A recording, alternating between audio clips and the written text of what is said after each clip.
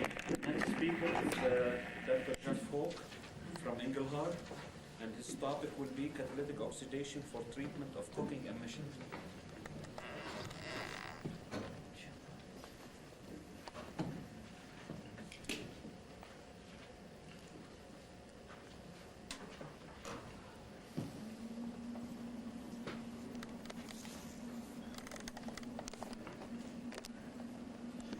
Okay, I'd like to thank the organizing committee for giving me the opportunity to speak to you today on a topic that is quite different than what has been presented by other speakers in this session, even more different than NTRO decomposition. The title of my talk is Catalytic Oxidation for Treatment of Cooking Emissions, and in Engelhard we like to refer to this as Burger Cat for short. I'd like to acknowledge my collaborators in this work, all from Engelhard, Matt Larkin, Mike Quick, and Bob Ferrato. Now at first this may seem a somewhat unusual application, but we feel that it's a good indication of the direction that catalytic oxidation can move into, and it provides a good example of how catalytic oxidation can provide a cost-effective solution to a specific environmental pollution problem. Now typically, regulation of stationary sources is focused on large utility or industrial plants, which are large emitters, they're easy to identify, and therefore easy to regulate. In this case, we're taking the opposite view and looking at the thousands of small sources which in the aggregate can create a significant pollution problem. The South Coast Air Quality Management District, which is the agency in the LA Basin in charge of regulating air quality, estimates that restaurants on a daily basis release approximately 40 tons of particulate and gaseous emissions into the atmosphere.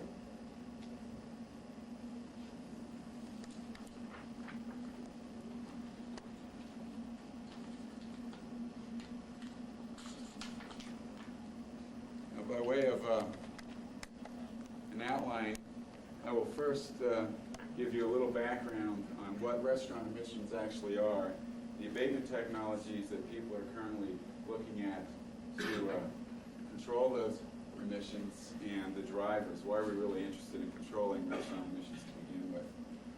Then I'll go into a discussion on the specific application that we're interested in, follow up with some laboratory full-scale and field catalyst evaluation. And as part of that, I will describe the specific abatement system that we are trying to commercialize.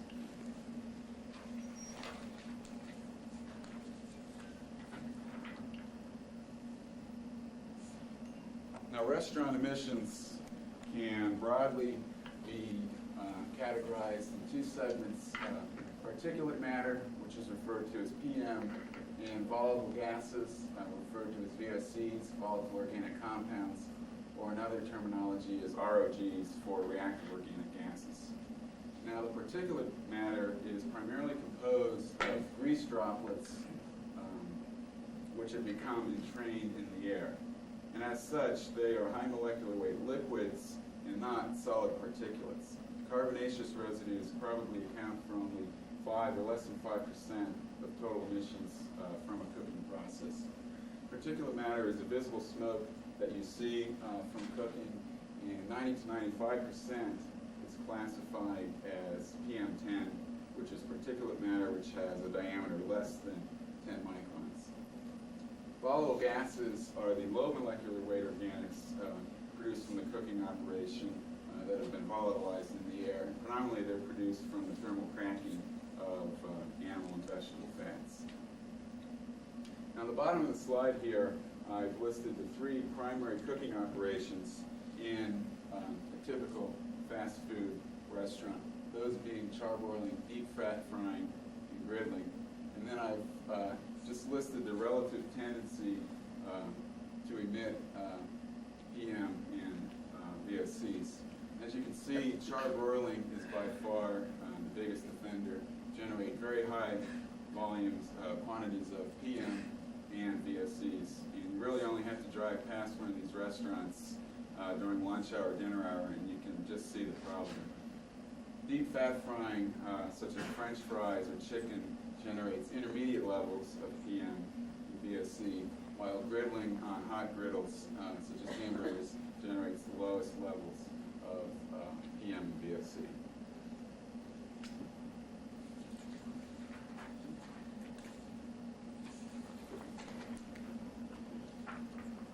Now, the abatement technologies, which are currently being looked at to reduce restaurant emissions, include baffle hoods, water wash scrubbers, filter packs, electrostatic precipitators, thermal incineration, and catalytic oxidation. Important point to note here is that only thermal incineration and catalytic oxidation can remove both particulate matter and VOC simultaneously. Baffle hoods and water wash scrubbers are basically modifications to the hoods that can knock out large particulates, but they're relatively ineffective for very small particulates. Filter packs and electrostatic precipitators are actually quite effective for under low cooking loads for removing particulates. However, under heavy-duty cooking, the frequency and high cost of replacing the filters in cases of the filter packs or maintaining the electrostatic precipitators makes them quite expensive and not very desirable. Thermal incineration is an obvious option that will thoroughly destroy the PM and the VOCs, but due to the high temperature of operation and the subsequently high cost of doing that, they are not that attractive. Catalytic oxidation has the benefit that it gets rid of both the VOCs and the PM, but operates at a lower temperature.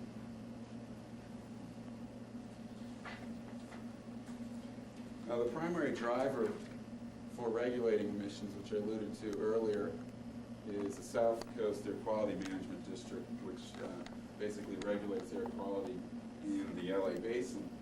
And currently, they have a rule on the books called Rule 219, which regulates particulate emissions from charbroilers only and limits them to 1 pound of emissions per day. Okay, this is really primarily a nuisance rule, which is put into effect when there are complaints from the neighborhood surrounding the restaurant due to smoke or odor. Currently, there is a moratorium on enforcement of that rule, primarily due to the political fallout of trying to do that, as well as the real lack of a cost-effective solution for fully implementing that rule. Nevertheless, they've gone ahead and proposed a comprehensive restaurant rule called Rule 1138, which will limit PM and VOC emissions from all restaurants, not just from those that use charbroilers. As such, it's going to cover all restaurants in the LA basin, and it's slated for a 2-tier implementation. The regulations I've listed here, the first tier, which would take 2 years to come to compliance, would limit PM to 1 pound per day, VOC to 2.25 pounds per day. The second tier, which would require 7 years for compliance, would limit PM to 0.4 pounds per day, VOC to 0.5 pounds per day. So you can see that they're really trying to ratchet down in a stepwise fashion on the emissions. Now, this rule has caused a lot of controversy in the LA area, and a lot of it is political. But they're going forward and trying to implement, but at this point, it's still in the proposal phase. Now, the criticisms have arisen from several different factors. The first is the accuracy of the emissions estimates which the South Coast Air Quality Management District used for determining this 40 tons per day of PM and VOC. People have questioned that methodology, and they really question if there really is a problem. That kind of goes in hand with the source testing protocol which they use, which people have criticized heavily in terms of its accuracy and its reproducibility. Since cooking operations are inherently uncontrollable, you can kind of see the problem that you would have in accurately measuring and reproducing measurements of those emissions. And the test they use is also somewhat cumbersome to use, so that it's difficult to test a wide variety of cooking operations. And finally, probably the most important criticism is cost of compliance. Can restaurants really afford it? Restaurants, at least probably most restaurants, really run on a shoestring, and they feel that if South Coast Air Quality Management District tries to implement this rule, that hundreds and hundreds of restaurants will basically go out of business because they really can't afford any type of abatement technology. So there is quite a controversy with implementing that rule. We have decided to go ahead and try to develop a catalytic system for abating restaurant emissions regardless. And we've basically broken the market up into two segments. A long-term goal, which is the development of a universal abatement device for the entire restaurant that would be either induct or rooftop mounted, which would control all emissions from that restaurant. Short-term goal would be the development of a catalytic oxidizer for conveyorized charbroilers, and these are typically found in several of the more common fast food restaurants. As it is, that goal is compliance-specific, and hence represents only really a small part of the total restaurant emissions market. But for a variety of reasons, we decided to focus on the short-term goal first.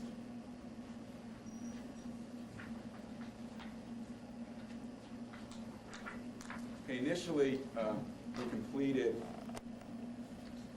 laboratory scale studies to try and identify a catalyst composition which was effective for both the simultaneous removal of particulate matter and VOC. And this work was actually an outgrowth of considerable research at Engelhard in recent years on the development of a diesel particulate oxidation catalyst. And what I've plotted here is conversion of particulates in y-axis versus temperature. So it's a typical temperature versus conversion curve, but here we're looking at particulate matter.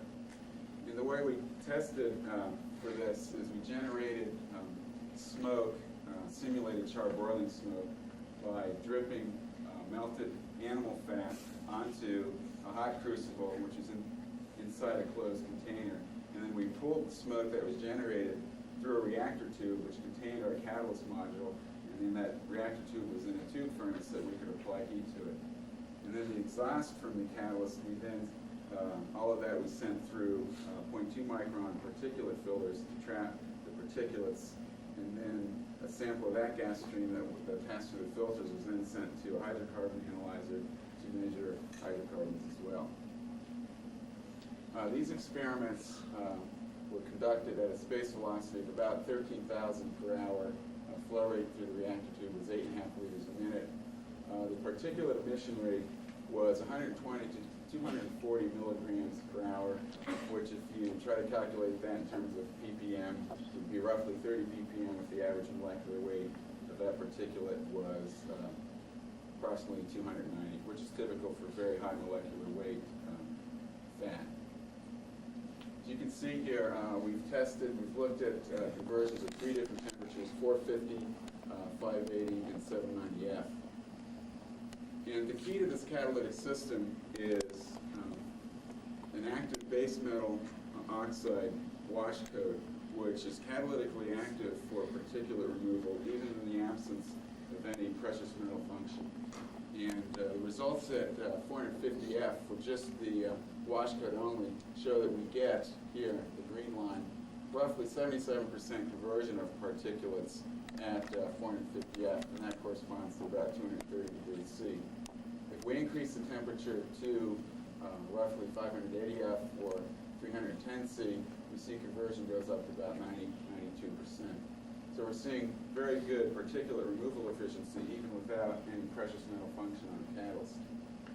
Now we completed a study of gradually adding precious metal to the catalyst to see what effect the precious metal had on particulate that as we start adding PM to the catalyst, we do improve conversion efficiency on the average about up to 85%. These three are basically within experimental error, though, so we can't really differentiate an effect between different levels of platinum. But we know that if we add a little bit of PM to that, we can improve our conversion efficiency. Now at 580F, you see that the effect of the PM is basically gone, and the conversion we get is the same as the active base metal wash coat. So at 580F, we really don't need to have any PM in there. And then if you increase the temperature to about 790F, conversion goes up over 95%.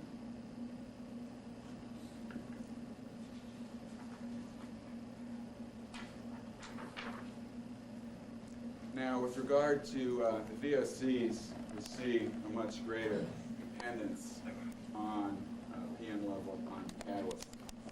Again, the base metal wash coat only is shown here in green, and at 450F shows marginal activity, about 42%, increases to about 70% at 580F. Now, as we gradually add PM to the catalyst at 230 degrees C, you see that we can increase ROG conversion up to 95%. In these experiments, our average ROG concentration was about 450 parts per million, and that was based on methane. So based on these laboratory scale studies, we were able to identify catalysts which contained an active base metal wash coat, which was very effective for removing particulates, but also contained enough PM so that we could also remove the VOCs at low temperature. So the next phase of the work involved essentially pilot scale testing in a test kitchen. So what we did was purchased a broiler from the manufacturer we were working with called Nico Corporation in California. And we tested our catalyst system on a full scale. And the entire system is shown here. It's comprised of three components: the Nico broiler, a smoke collecting shroud, and our catalyst module, shown here. With regard to the broiler, typical operation involves loading hamburgers on the front of the conveyor belt right here. They pass through the broiler. There's burners on the top and bottom. They cook the meat, and then they fall off the end when they're done. Typical cooking time is on the order of, say, 2 minutes. And as they're cooking, and grease is dripping down onto the burners and generating lots of smoke. And that smoke can pass through the top of the broiler, which is open, as well as out the front and the back openings of the broiler. And the shroud here, which sits right on top of the broiler, collects that smoke and funnels it up through the catalyst module where the smoke is destroyed. Now, the nice thing about this system is that it's an entirely passive system, in that there's no external heat added to the catalyst to bring it up to a temperature to promote the catalytic combustion. The heat that is provided is just the waste heat from the broiler, and since the broiler is open, a lot of heat is obviously upward via convection, and that heat is sufficiently high to drive the catalytic reaction to destroy the smoke. Also, we don't have any external fan pulling smoke through the system. We're just relying on the natural convection of the heat to pull air in from the front and the back of the broiler and pull the smoke up through the catalyst. So it's a totally passive system.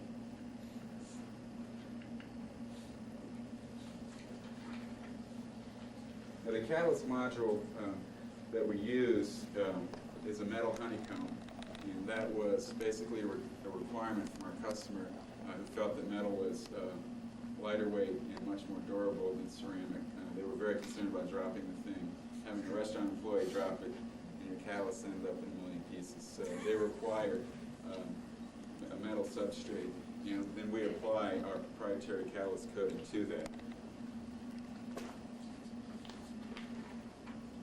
Okay, now in our test kitchen, we were able to show, depending on the exact configuration of the catalyst module and the shroud, we could get anywhere between 75% 75% and 90% reduction on particulate matter and 90 to 95% reduction on the reactive gases. The most important data we were able to get from these tests was that the test kitchen was valuable for optimizing the catalyst module in terms of cell density, the catalyst volume, and the shroud design. Now, because this is an entirely passive system, back pressure is a very sensitive issue. We don't have any fan pulling the air through.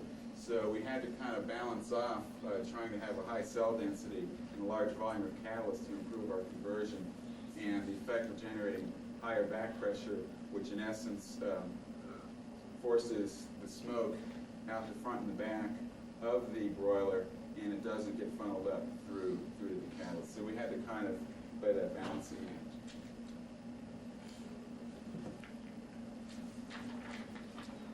Now, with regard to field tests, we have several catalysts out in the field in California as well as in New Jersey, and test results completed by the South Coast Air Quality Management District.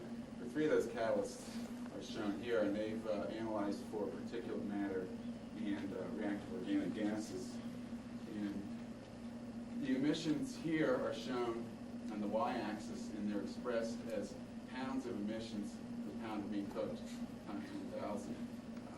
And the x-axis represents the average cooking rate which was employed during these tests. The PM results are in red, the RG results are in blue. For a cooking rate of 57 pounds per hour, we get an emission rate of 0.0028 pounds per pound meat cooked, and that corresponds roughly to a conversion of 70%. These 2 points down here correspond to about an 82% conversion, and RG conversions are typically greater than 85%. Now you'll notice, although we're limited by the number of data points that we have here, that there's a general trend that as you increase the cooking rate, the emissions go down. And we have data from 2 other restaurants from South Coast test at higher cooking rates, about 85 pounds per hour, that continue this downward trend. And we attribute this to the large exotherm generated due to the greater amount of emissions that are produced when you're cooking at a higher cook rate. And that exotherm then drives the reaction to higher conversion. Typically, when you're not cooking, the catalyst module will have a temperature of from about 230 degrees on the front and back edges to in the center about 300 or 400 degrees C. And as you start cooking, you'll see a temperature rise of up to say 400 or 500 degrees C. And if you're really cooking under a very heavy load, temperature rise in the center can go up as high as 600 degrees C. So when you get all those particulates and gases due to the high cooking loads, you get a very large exit temperature. These catalysts have been in the field for approximately 1 year. The South Coast had been tested them after 6 months, and they showed no loss of activity within the experimental era of their test. So we're very pleased with the results that we've been able to get here. And we expect that the life of the catalyst will be actually quite long, because the actual streams that we're treating are very, very clean. They don't have SO2, they don't have phosphate problems. We're just basically treating organics. So we expect that the life of these systems should be many years. The only maintenance that the catalyst really needs is a periodic soaking in hot water to remove, in essence, a white particulate char which forms after you've been using this for a while. The restaurants are very pleased because it obviously reduces their smoke problem, and it actually saves the cleanup time for them because their hoods are now clean. And cleaning hoods, getting grease in the hood is a very important issue for restaurants, and they have to clean those out at least once a week very thoroughly, and it costs time and money. But with one of these catalysts on the conveyorized broiler, they rarely have to clean their hoods, and that makes it a lot easier. So in summary, I'd just like to say that we have developed a catalyst system for the conveyorized charbroiler market, and we feel that it's an effective system. It controls PM and RG very well, and to this point, the customers that have our units are quite happy. I'd like to thank you for your time, and I'll be happy to answer any questions. Thank you.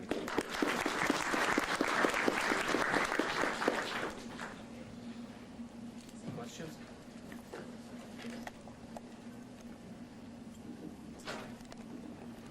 I'm Bill Jacoby from the National Renewable Energy Laboratory. And when you oxidize complex organics, the products of incomplete combustion can be much more toxic than what you put in. Do you have any comments on that possibility? We haven't really looked at products of incomplete combustion, mainly because we feel that the products of combustion from the cooking process are really just as bad as what we would be making with the catalyst. I have one slide here which I didn't show. If I can find it.